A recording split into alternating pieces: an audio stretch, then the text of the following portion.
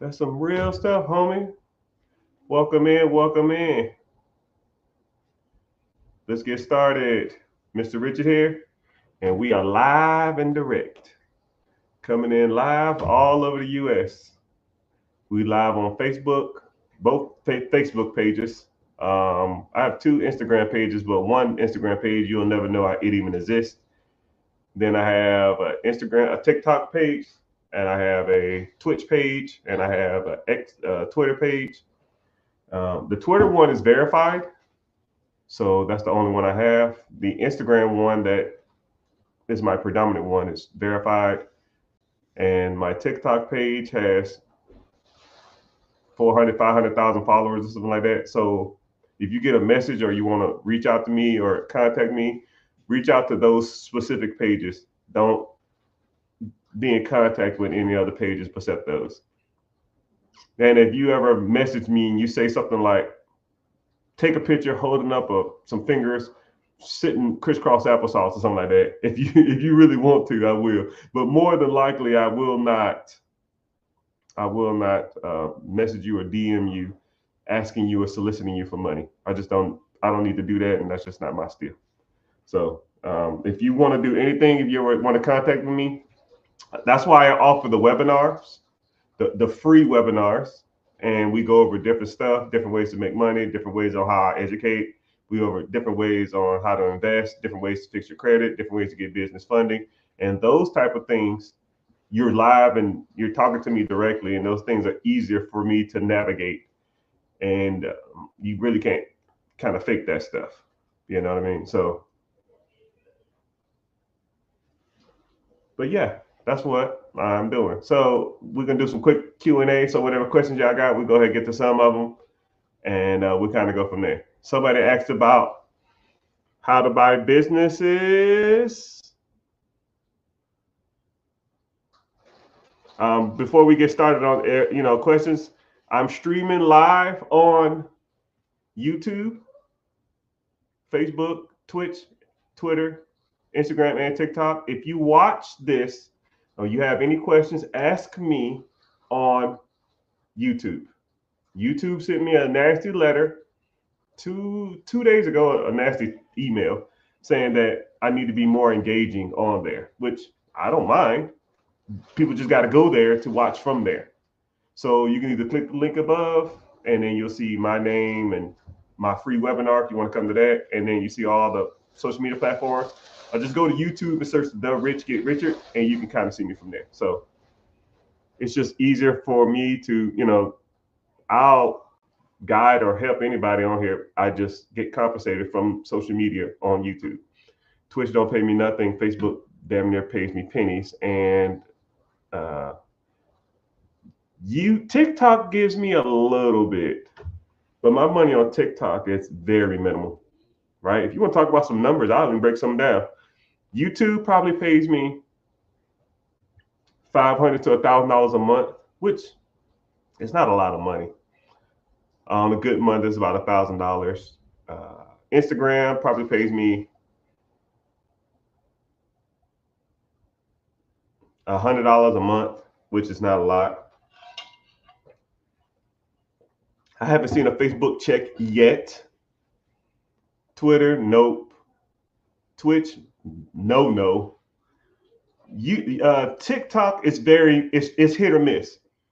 Some months on TikTok, I can make a couple $1,000, and some months on TikTok, I feel like I make $20. It's just so weird. So I'll probably average it about $500 a month on TikTok. So TikTok is cool, but I know YouTube AdSense will always make me money. So I always believe in transparency on all levels. So yeah, give me that money. Sure, I don't care. I'm gonna tell you something that's crazy, and I'm not bragging or nothing, but sometimes I get money, and it's more annoying to try to cash. I'll give you a great example right now. Here's a check right here for like $50. $50. Okay. It literally has been sitting over here for 2 weeks. I guess it's not worth my time. I mean, I forget about it. It's not a lot of money to me. Now, I told you my businesses and my real estate generate six figures, sometimes seven figures a month. $50 is just not worth my time. I wish I had an assistant that just cashed $20, $30 checks, $50 checks, $100 checks. And also too, my deposits for all my social media honestly goes to my spouse's PayPal account. So it's not even linked to my PayPal. It's linked to her PayPal. So the money goes to her. I almost don't even see it. I don't even care about it. Or sometimes they're just sitting in the PayPal account for months, and it'll be like, I'll look at the PayPal account and it'll be like, oh wow, we have, I don't know, 10 grand, 15 grand in there. I'm like, where? And I'll just go back and oh man, that's from YouTube and TikTok and Instagram or something like that, just paying out over months. And I was like, oh shit, my bad. It is what it is. Now, if it's up to that, like 10, 15 grand, okay, cool, I'll deposit it. But that couple $100 a month or something, it's not, I don't know. I don't even think about it like that. But those are good problems to have, though, It is what it is. I'll cash it for you, man. Here, if you was here, I'll give it to you.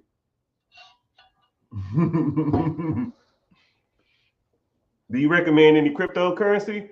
I don't. Okay, so I'm gonna give you a caveat or a warning. So I don't do crypto. I'm gonna say I don't do crypto because there's a lot of people on these apps that say they're me, that they're selling a product based on cryptocurrency, and I will never sell you guidance or advice or some type of random cryptocurrency that doesn't make any sense. Now, I do invest in cryptocurrency, but it is very, very, very, very minimal.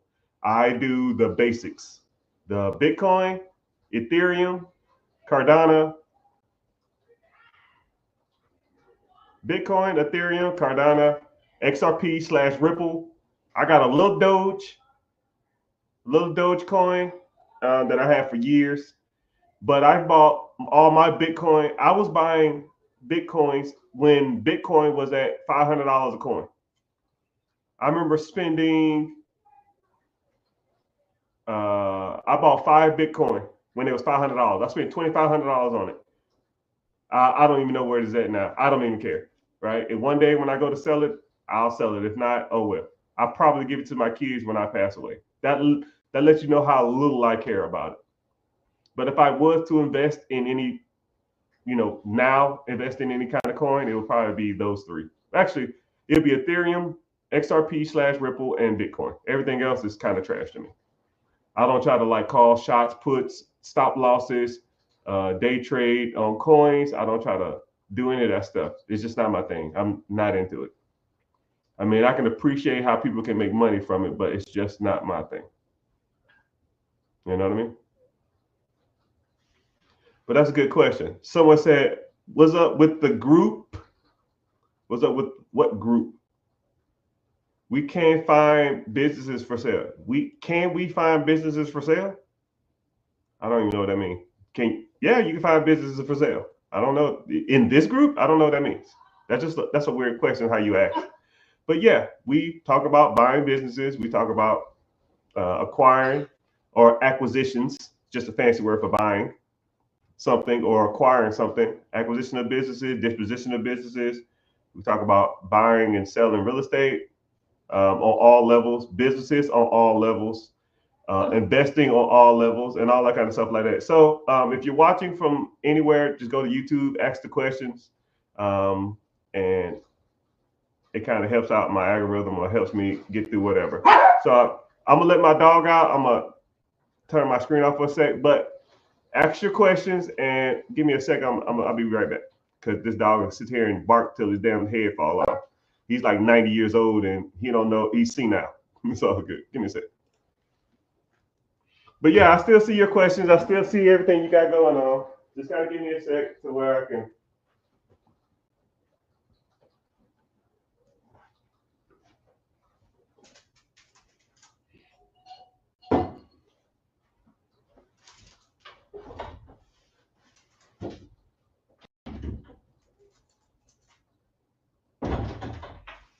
Oh.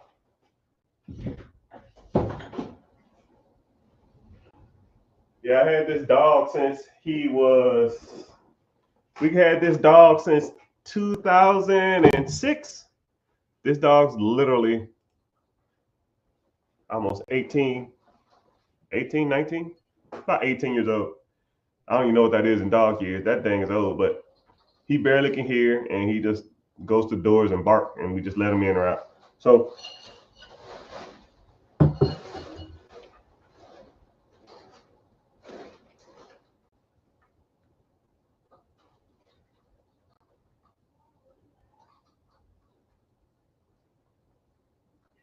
but yeah, I don't know whatever you're into. We talk about everything. We talk about businesses. We talk about real estate.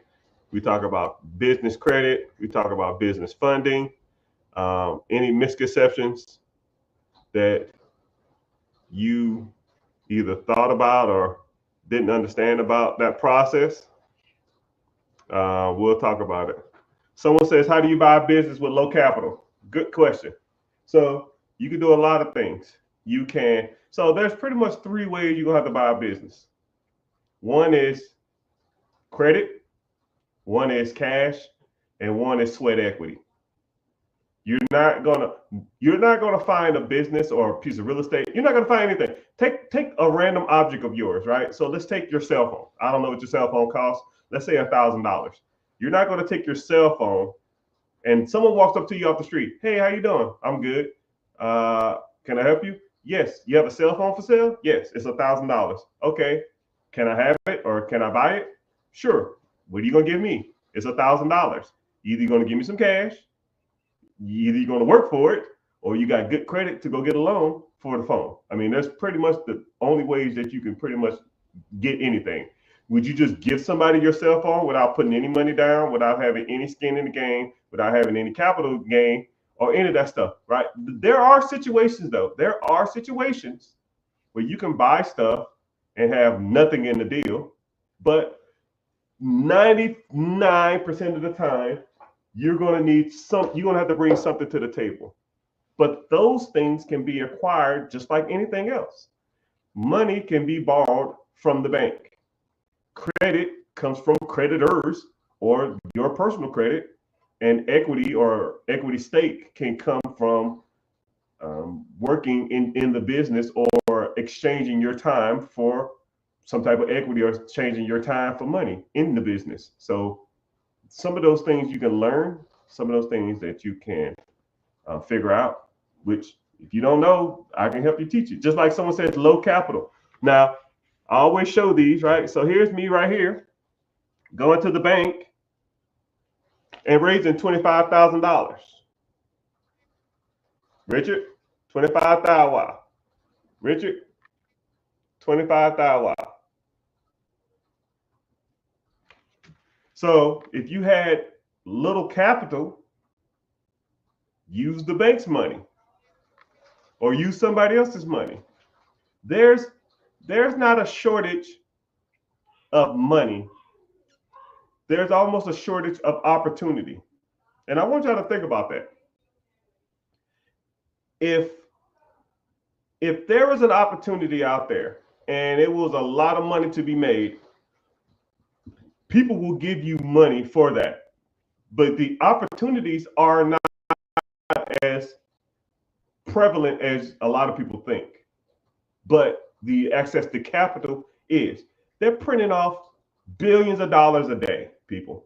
Billions of dollars. There's not going to ever be a time in your lifetime where there will not be access to capital on any level. But the access to opportunity is. Now, I'll even give you a great analogy, right? So I'm going to use somebody in here as an example.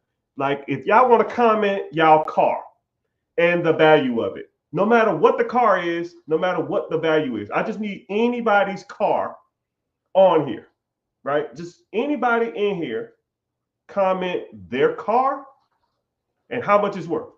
I just need one example, right? So we got, a few people on YouTube. We got a few people on Instagram. We got a lot of people on TikTok. So can anybody just comment their car, the year, make, and model if you want, and how much it's worth? I don't give a shit how much it's worth. I'm just trying to prove a point, right? So whenever okay, someone said a 2006 Honda Civic, $5,000. Cool. Someone else said a 2024 Ram 3500, $45K. Right? I'll use that one because it's a little easier to explain. So let's say the 2024 Dodge Ram, damn, $40,000, I'll say $45,000 just to make this easier, right? So he has a Dodge Ram 2024, $4,500, $45,000, wow, right? His vehicle is worth $45,000 every day of the week. So here you go. Here's the difference between capital and opportunity, right? If you saw a 2024 Dodge Ram 3500 for $4,500, is that an opportunity?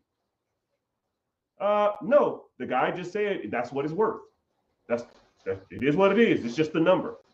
Now, I'm flipping through Facebook and I see another 2024 Dodge Ram 3500 for $45,000. Okay, there's more opportunity, but is that a good opportunity? No. All right, so I'm flipping through. I see a news article or something in the paper. It says 2024 Dodge Ram for 3,500, $51,000. Well, that's not a deal. That's $6,000 overpriced. And then I see another one, 4,200. And it's a little better, but really not. I see another one for 4,500. That's about what they're going for. I see another one for 46,000. Yeah, that's about right. See another one for 45,000. Yeah, that's about right. I'm flipping through Facebook, and a 2024 Dodge Ram 3,500 is selling for $21,000. They're normally $40,000 to $50,000, but I just found one for $21,000. I call the guy up and I say, "Hey, there's what's going on with this truck? Hey man, I fell on hard times. I'm going to jail for 5 years. I gotta sell this car. I gotta report to prison tomorrow. I need $21,000 cash right now. You come get this truck." And I say, "Okay, cool. When you need it by?" "I need it by 6 p.m. tonight. And let's say it's 3 o'clock. You telling me, if you came to me and said, 'Yo, Mr. Richard, this guy selling a truck for $21,000 that's worth $45,000. We're gonna sell it for $30,000. I'm gonna give you $6,000 profit, and I'll take the last profit.' Would you do it?" Yeah. The moral of this story is there's rarely opportunity, but as soon as you got a deal, money will show up. You come to me with that deal and I'll finance that deal 9 times out of 9, because you need to learn how to find opportunities, right? Finding money is not hard. You find a deal, money will show up. I've had real estate deals that are worth, let's say, $100,000. And I know they needed $20,000 worth of work. And I say, "Hey, you give me $60,000 cash for it, 60 grand plus the 20. You make 20 and I make 10 or 5. Man, I sell them shits. I put it online, 24 hours, them shits are gone." Because, don't look for the money. Look for opportunity. Opportunity will produce money, because a lot of people out here with money, but not a lot of people out here have opportunity. Okay. Somebody said, I like haters. I ain't gonna say you're a hater, but maybe you just don't know any better. So, Mr. Jay, what question do you have? What question you got for me? Someone said, "I never help anybody." Well, ask something that's worth helping. Ask the question. That's why I'm here. You can't get help for a question that you don't ask. I'm struggling with finances, but I don't ask the question to a financial expert. I mean, if you got questions, ask the question. Don't just sit there and look at me like I'm crazy and say, oh man, I didn't get nothing from this. That's why we're here. That's why you ask the questions. If you had accessibility to a person that got their shit together, who makes hundreds of thousands of dollars a month of income over all multiple different streams of revenue, yet whenever you meet this person, you say stuff like, you don't help me. Okay, sir, I don't know what that means. Ask a question and I'll help. Okay, cool. Somebody said, what do you look for when valuing a business before putting in your max offer? You asked that question. You asked that was like 4 different breakdowns of a question, and all of those are wrong. First of all, what the hell is a max offer? Why would you be maximizing any offer? I'm not maximizing crap. You know, I'm not giving anybody the most amount of money that I can give them. First of all. Second of all, what do you look for when evaluating a business? Okay, that's a good question. There's a lot of things. First of all, I'll even just get into this because I'm not going to go super deep dive because, things that I look for is I can go on down multiple rabbit holes, but I'll give you this one. And I'll give you the simplest one to kind of look out for. It's financial. Okay? If a business doesn't make money, everything else is almost irrelevant. Okay? If a business does not make money, everything else is almost irrelevant. I can fix 99% of problems with money. I can not fix a lot of problems when I'm broke. Think about that. Let's say you can start naming anything that's wrong with a business, right? Here you go. Here's a business, right? And I'm going to just start naming random problems. Inventory's wrong. Shitty accounting. Shitty managers. Crappy employee environment. Crappy employees. Crappy uniforms. Slippery floor. Hot as hell inside. Need a ventilation system. Need a new POS system, point of sale systems. Need poor management, poor website, poor marketing. Now, all of those problems can be fixed with money, right? Name one problem that a business, comically, 95% of all problems can be fixed with money. Now every problem I just named, fix it broke.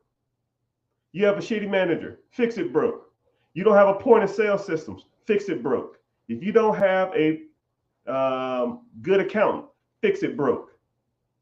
If you don't have a good air conditioning in your building, fix it broke. If you have a dated ambiance, fix it broke. You can't. You can't renovate a building, broke.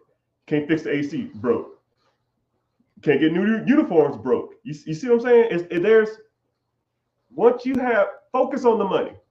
Because when the money comes in, you can take care of a lot of problems. But if it's not bringing in any money, what do you got? You just got a fucking process that doesn't do shit but get on your nerves and give you a headache. You know what I mean?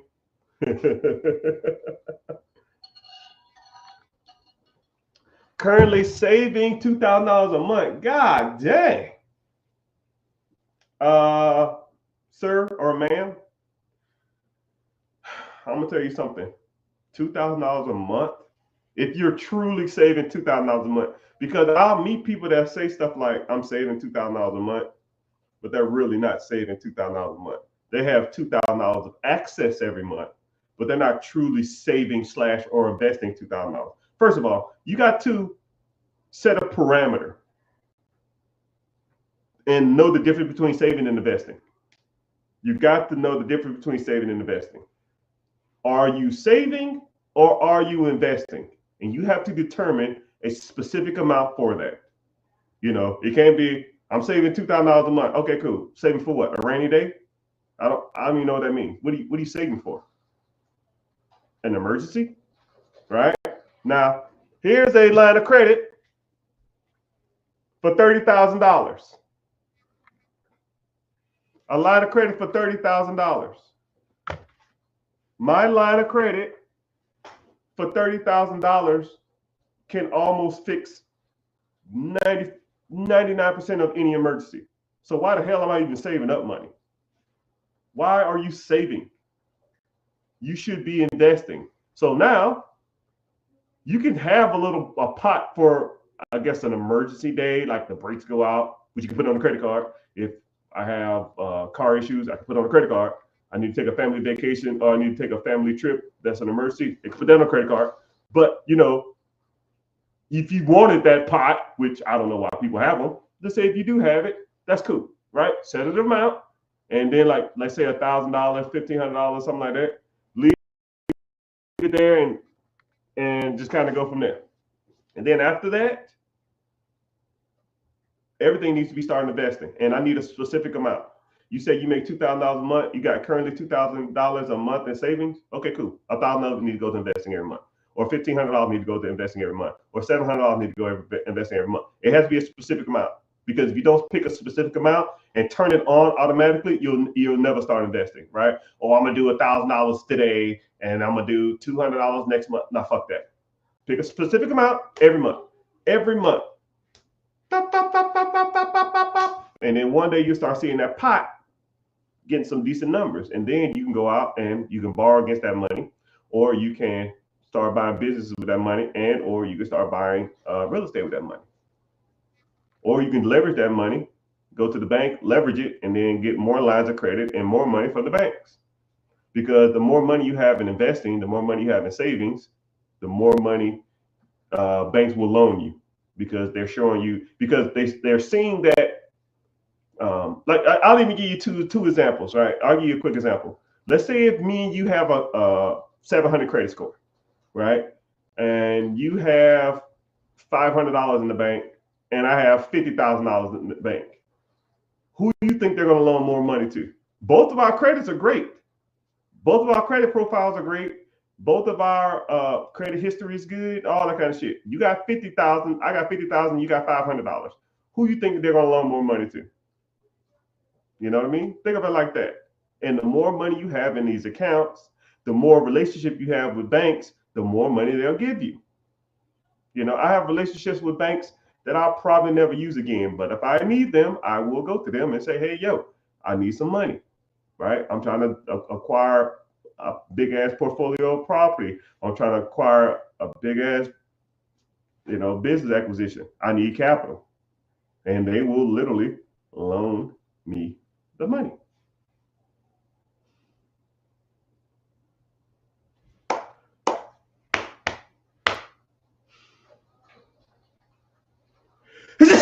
There you go. Woo. Someone said, I got $20,000 now. What do I do? Brother or ma'am or sir or ma'am, you got a lot of options. One, is it accessible cash, or is it in investments? I would start converting over to investments, and then I would also start working on my business credit, and then I would start working on my personal credit, getting my personal credit good, and then I would also start getting into getting relationships with banks, and or start a good side hustle, and or start looking at buying a couple rental properties, because you'd be surprised of how many properties you can buy with $20,000 down. You probably get into 2, maybe 3 properties that's going to be producing you somewhere in the range of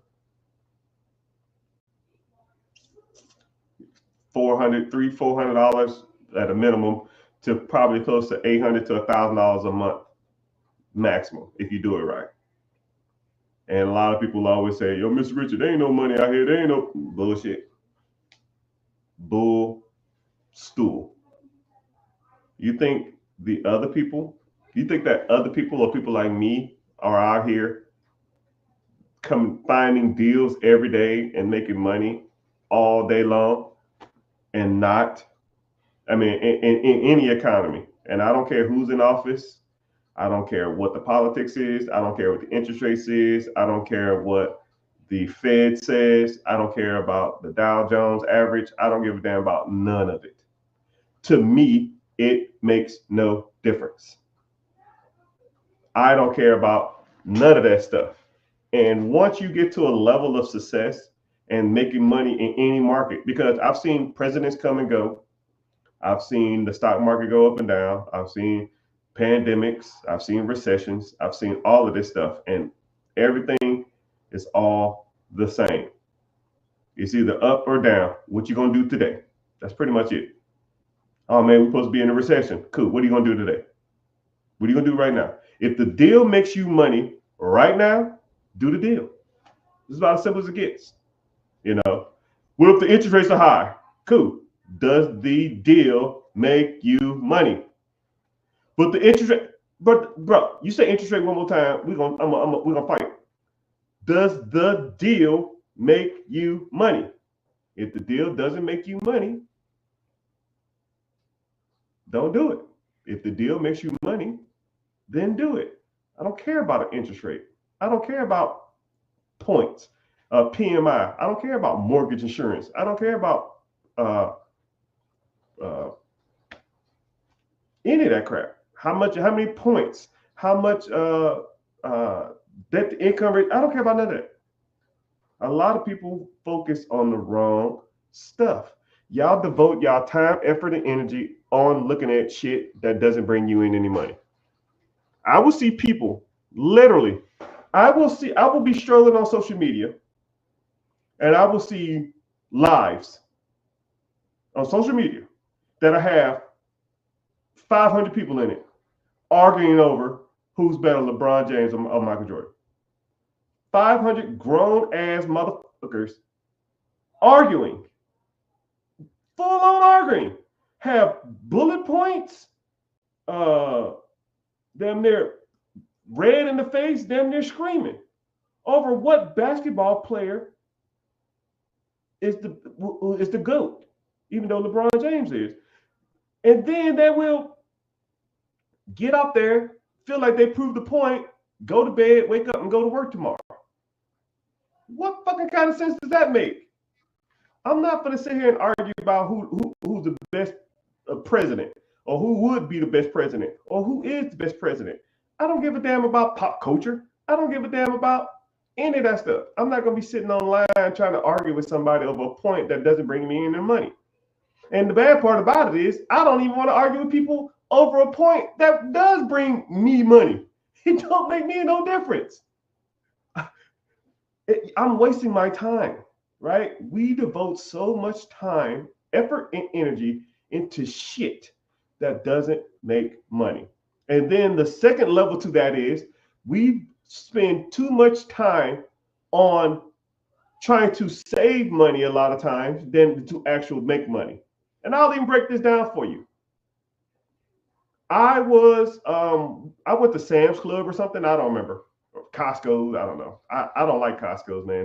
They kind of like the Walmart of the places. I'm more of a Sam's Club person, right? More uppity people and better products, but that's just me. Then heaven forbid I got to run into them damn Costco guys. Ooh, man, this shit's annoying. But let's just say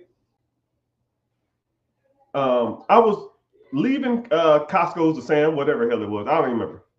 And I saw a line for people to get gas. And let's just say sake of an argument, let's say if gas was $3. So I'm like, why are people waiting in line? They say, oh, because gas here is cheaper. That's what my wife said. I said, people wait in line to save money on gas? And don't think I'm out of touch. I got a point. I'm not out of touch. I'm not crazy. I'm not insensitive. Hear me out. People wait in line at Costco. So I said, okay, cool. The gas here is $2.99. Let's keep driving and we're gonna pass a few gas stations on the way home. Let's see what the most expensive gas is, right? Driving down the street. I saw one for $3.09. I saw another one for 310. And you know that one gas station that no one goes to, but they got like good food or some shit? I saw that one. It was like 315. So, okay, cool. So let's do some simple math, right? I'm not the smartest person in the world. Not even close. So let's do this. Let's say I didn't wait 20 minutes in line to get the $2.99 gas. I just went straight and got the $3.15 gas. So that is 15 cents more per gallon. Okay? 15 cents per gallon more by not waiting 20 minutes to get some fucking gas. Let's say my car takes, the average car probably about 10, the average SUV is probably 20, the average mid-sized truck is probably 15 gallons. So I'll do 16 gallons, okay? So 16 gallons at 15 cents more is a whopping $2.40. You waited 20 minutes to save $2.40. So let's put that in the perspective of an hourly wage. $2.40, you waited 20 minutes. There's 20 minutes in an hour. So 240, 240, 240. That is $7.20 an hour. Your time is worth $7.20. Stop me when I'm lying, people. I'm not trying to be insensitive and I'm not trying to be a butthole.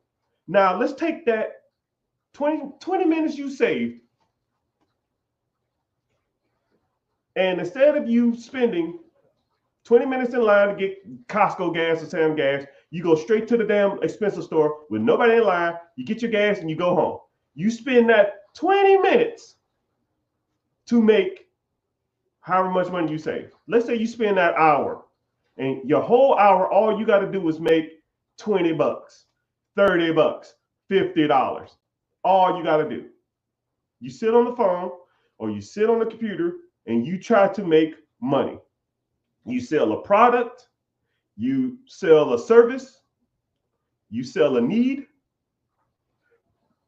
You try to find something, a free cycle, meaning you go to Facebook, search something for free, go pick it up, clean it up, put it right back on Facebook and sell it.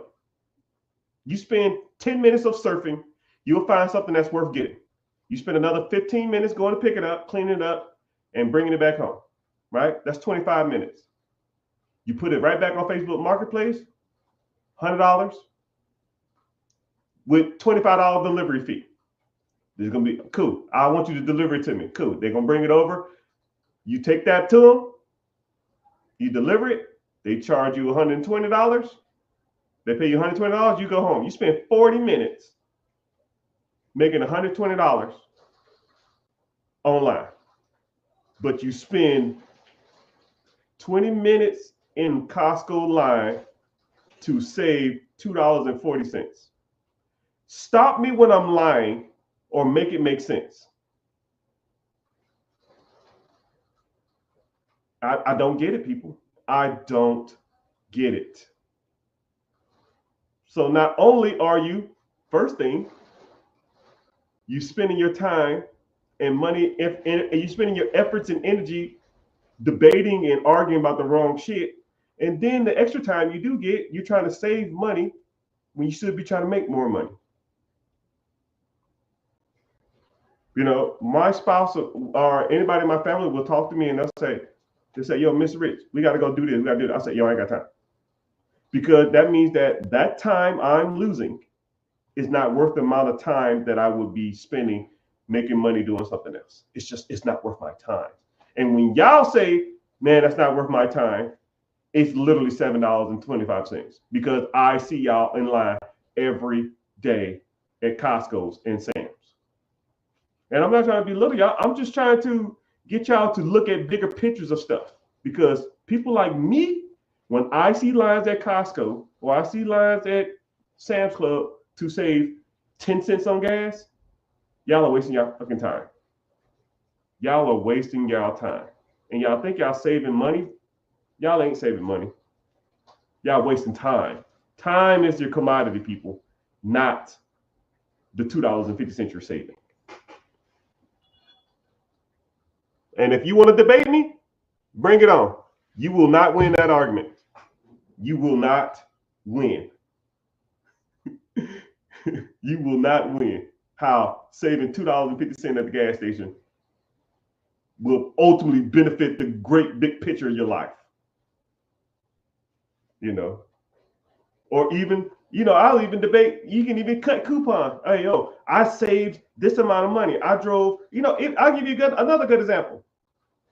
I'll meet people that will spend all day trying to get the best deal on a TV or something. Let's say there's a TV for sale, like a Black Friday sale or something. Let's say you want a 90-inch Sony, and you go to 4 different stores.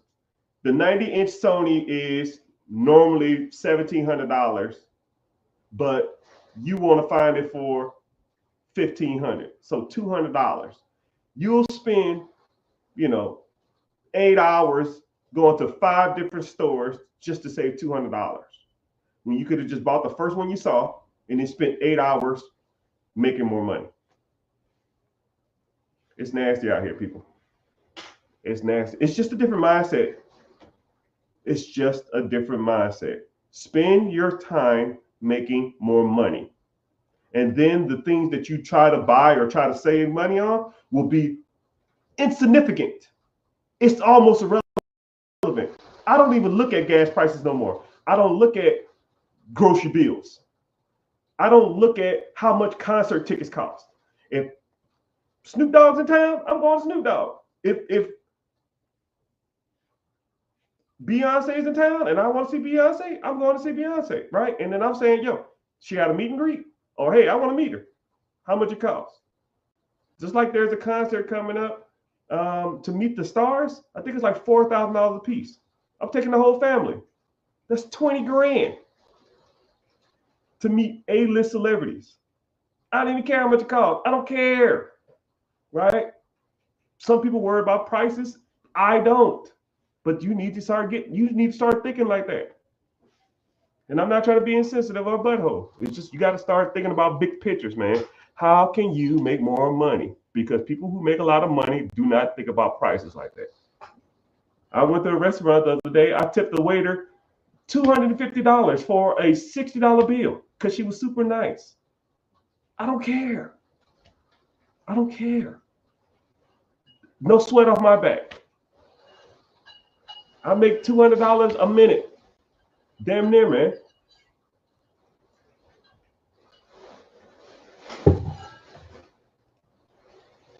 I'm gonna look up how much I make. I've always wanted to know. I'll say an average month divided by 4 weeks divided by 40-hour week. Sheesh. What's a minute? What's a minute? What's a minute? I get about $35 a minute. You do the math on it. If I work 40 hours a week, I make $35 a minute.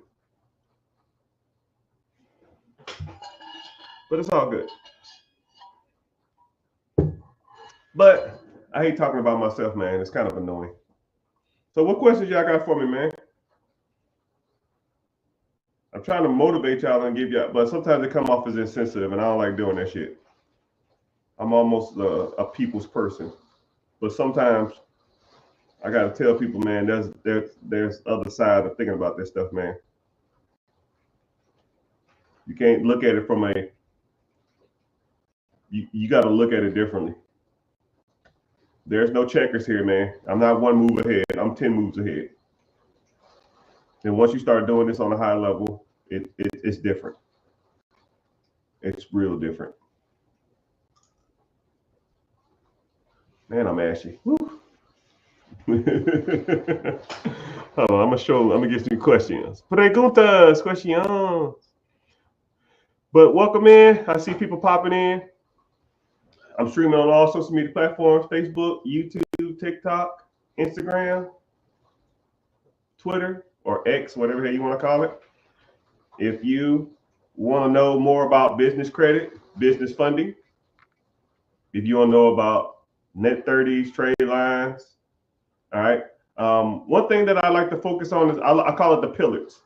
For those who are newer here and don't know anything about it, I kind of break it down for you. I'm in the process of writing a book, which I don't know when it's going to be released, but hey, it is what it is. And I break down what's called the four pillars because once you understand the four pillars, you can almost break down everything finances because everything relates, everything can be put into one of these boxes. Credit, business funding, personal credit, trade lines, net 30s, net 60s. Then you have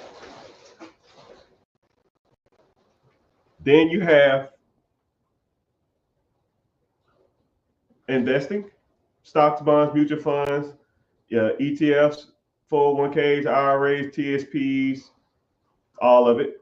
Then we talk about real estate, buying, holding, Burr method, fix and flips, wholesaling, syndication, bird dogging, lease option, Section 8, all different levels. Then you talk about business acquisition or owning stuff that makes you money. Airbnb, storage units, vending machines, small mom and pop shops, absentee businesses, semi-absentee, owner operator. I mean, we can go into full deep dive on a lot of that stuff. And once you kind of break down all those things, everything money will generally fall into those four pillars. Nothing is above the pillars and nothing is excluded from the pillars. Once you understand that and master all four of these, your financial dreams and your financial future is going to be unlimited because all things will be in those four things, right? You want to talk about sales? That's in business ownership. You want to talk about real estate? That's in the real estate section. You want to talk about Turo? That's in the ownership section. You want to work on business credit or go and raise capital? That's the business credit section, making yourself more creditable. You want to talk about investing. Okay, cryptocurrency, that's in the, investment section. And how can we learn? I have a free webinar coming up. Click the link in the bio or just go to therichgetricher.com or just go to my Instagram page and click the link. It's called Be Your Own Boss. It's Wednesday, 9 p.m. EST. Be there, be square, and it's free too. So somebody asked, how can they learn? Kind of broke it down. Just come to the free class, and I'll be there, and we can talk about different avenues on how to invest and stuff like that. And we kind of can go from there. What is the furthest way you will buy a rental property home from your hometown? Shit. Yes. I will own one thing about real estate, I will own a home anywhere in the world. If you have systems, teams, and the infrastructure in place, you can own a property anywhere. If you got a good property manager and a good tenant, anywhere in the world. I'm almost in the process. I'm looking at a home in Europe. That one of my dreams, right? We all have dreams, right? Even though some people have smaller dreams, some people have bigger dreams. I want a French chateau that I pull up on like the cobblestones. You pull around and have like a fountain in the middle. You pull up and it's like a French castle or a French chateau with like 20,000 square feet, moss on the walls. And I want to go and like renovate it myself. That's an experience that I want to live. And I'm really this close. I saw one that I really liked, but just didn't pull the trigger. It's happening. I just don't know when. That's one of my goals is to own something like that overseas. But do I want to live overseas, or do I want to just rent it out as like an Airbnb or something like that, or just rent it out for short-term rentals and stuff like that, and then just travel over there and like live in it every so often. But yeah, that's where I'm at. But as far as continental United States, the lower 48, or even Alaska, or even Hawaii, I would own it in the United States of America. Yes, any state. But there are some states that are more renter friendly than others. It just depends on what you want to invest in. I would look in those states, but there are a lot of renter friendly states. I would always gravitate towards renter friendly states versus a non-renter friendly state. So, for example, say if you were in California, somebody in California can rent out your place, get in there, and claim squatter rights. And you damn near got to have an act of God to get them out of your place. You know what I mean? But there are techniques to get people out. I'm not going to break any of them down now, but there are techniques to get people out your property. But they can literally sit in your property for 6 months. And if you're in Texas and these people are sitting in your damn property and you can't do nothing about it, that ain't the type of problem that I want to have. But there are renter-friendly states that, they in your property and you want to kick their ass out, you got 2 weeks and they're gone, right? The state comes and knocks on their door and they kick their ass out of there, like those type of states. Like Texas is a renter-friendly state or a landlord-friendly state. So you rent a house in Texas and they don't want to get out, you call the sheriff and they come kick their ass out, But, and also too, whenever it comes to Texas, I can give you this kind of tidbit. Texas is like a homestead state, so they like people to invest within the state. So if you're in Texas, invest in Texas. But if you're not in Texas, I wouldn't invest in Texas. They make you pay homestead tax and stuff like that. That stuff sucks. But there's tons of states that are great to invest in. North Carolina is another one that's good to invest in. Now, I can go in here all day talking about different states, but I'm not going to do that. Thanks for teaching everything, brother, sister. I don't know who you are, but appreciate you being here. If you want to learn more, come to the free class. Someone said Michigan is a renter-friendly state. Is Michigan? I think so off the top of my head, though. I would have to look it up. But a lot of the stuff you can look up. You know what I mean? And it depends on what part of Michigan, too. Right? Like, I ain't trying to rent in Flint. Right? Flint ain't it. At least that's my opinion. Flint is not it. How you doing, sir? And ma'am, I see you. Appreciate you being here. Someone said I got a new sales job, but it has to do with selling a motion nonprofit. What the hell does that mean? I just got a sales job, but it has to do with selling emotions nonprofit. I don't know what that means. Selling emotion? But I will. Thanks. No, thank you, man. Do you like the book Rich Dad Poor Dad? Yeah, Rich Dad Poor Dad is the GOAT. Rich Dad Poor Dad is the best financial book ever written. And a lot of people think it's overrated. Regardless if it's overrated or not, it is the standard. It is the Michael Jackson. It is the LeBron James. It is the Tom Brady. It is whatever. Every financial book will always be compared to Rich Dad Poor Dad for the rest of my life and probably the rest of yours. So if you haven't read, if you want to read any one book, Rich Dad Poor Dad, and if you don't want to buy it, just go to YouTube and get the audiobook and listen to it on the way to work and put it on like 1.25 speed, so it kind of listens to it fast. If some of them are like 3 hours, some of them are like 6 hours, some of them like you can get the condensed version in an hour and a half. Good day. So it depends. Yeah.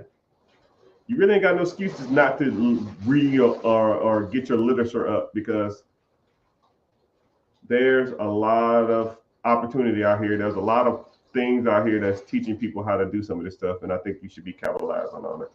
Right? Don't just take Mr. Richard word on it. Right? I'm good, but I ain't the know all be all. You know, even I don't know everything, and you should get different perspectives too, because there's a lot of different ways to do. There's more than one way to skin a cat, right? I can skin a lot of cats, but there's other ways to do that. Besides me. Would you start buying a business or rental property in this economy? Yes. It really depends on your comfort level. It really depends on what you want to get into. I kind of break these down. I don't know if you're newer here. I have a free class coming up Wednesday, 9 p.m. EST, and it breaks down what is better. You can, okay, so I'll even put both of those in both of my hands, right? There's a business for sale, and then there's real estate for sale.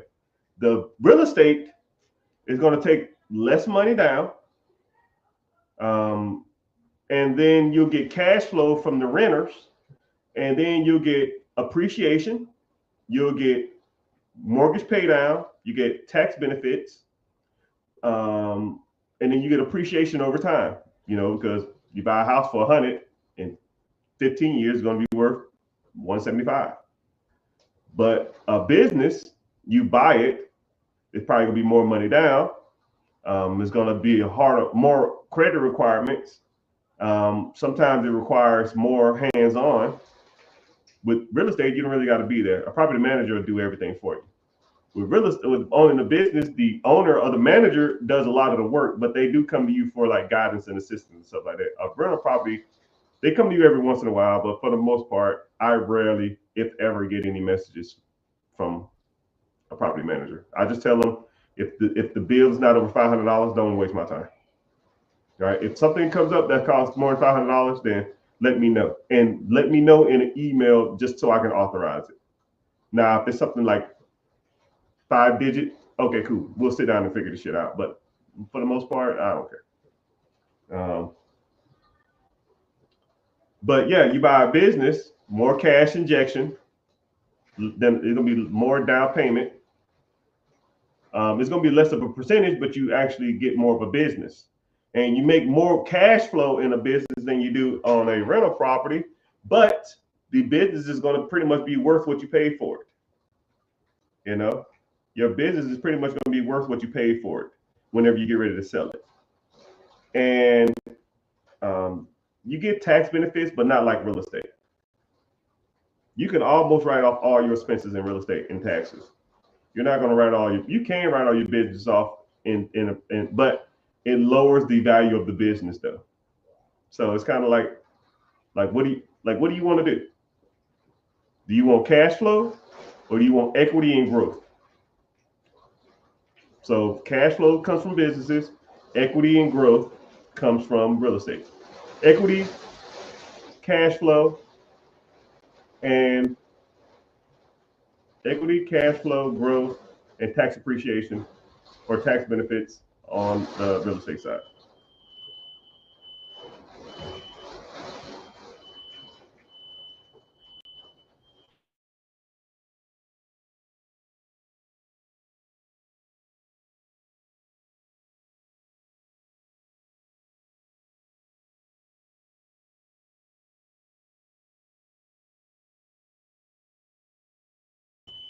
Yeah, thank you.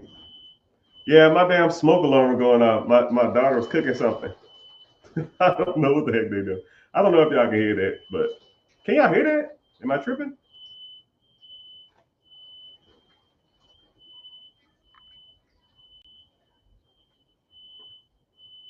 GG, GG, GG.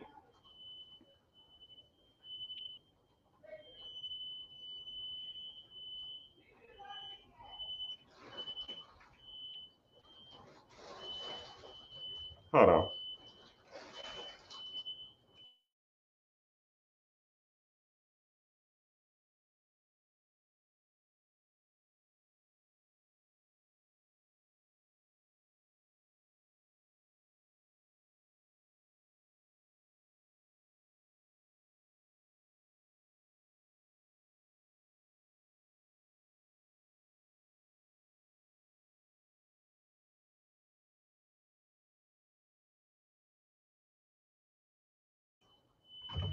Yeah, I don't know what they're doing in there. It's all good.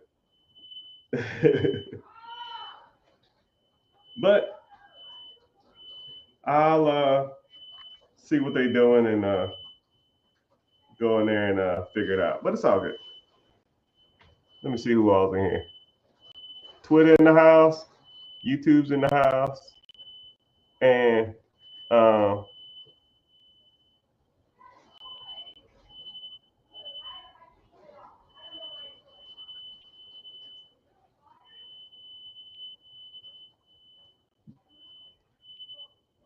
but yeah, I'll go ahead and wrap it up.